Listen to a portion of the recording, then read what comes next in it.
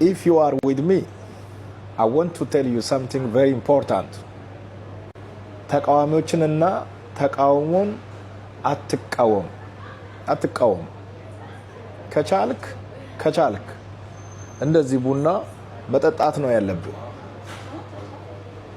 ተቃውሞን የጠጡ ሰዎች ዓለም ላይ እንዴት ያለ ተጽዕኖ እንዳመጡ የምታዩት ነው።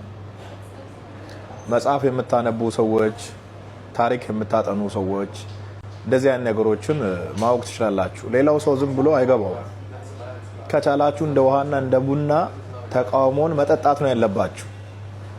እግዚአብሔር ኃይሉንና ክብሩን ለመግለጥ የሚጠቀምበት ትልቁ መድረክ ተቃውሞን ነው። መንገዳችሁ ላይ ሰዎች እየቆሙ ነው፣ እያስቸገሩ ነው።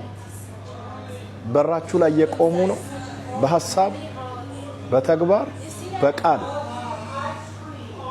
መንገዳችሁን እየዘጉ ነው። ደስ ይበላችሁ። በዛን ሰዓት ነው እግዚአብሔር ኃይሉንና ክብሩን ለመግለጥ የሚዘጋጀው። በጣም ብዙ ተቃዋሚዎችንና ተቃውሞን አስተናግዶ ያለፉ ሰዎች ማይ ጋድ ውስጣቸው ላይ ያለው መንፈሳዊ ጡንቻና ጥንካሬ ከልክ በላይ ነው። ተገፍተው አይወርቁም።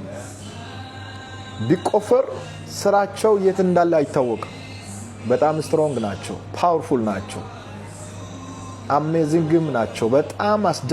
በጣም አስደናቂ ናቸውና ተቃውሞን አትጥሉ።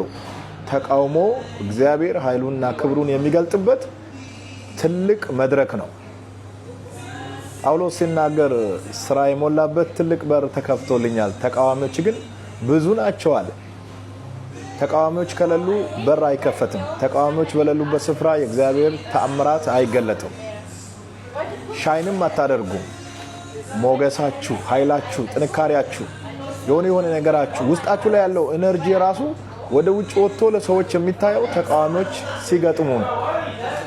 ከቻላችሁ ቅድም እንዳልኳችሁ እንደ ውሃና እንደ ቡና ጠጡ። ተቃዋሚ ባለበት ስፍራ እግዚአብሔር ኃይሉን ይገልጣል። ተባረኩ።